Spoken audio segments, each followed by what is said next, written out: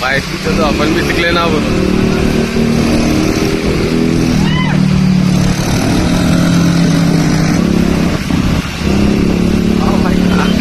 जाऊ बस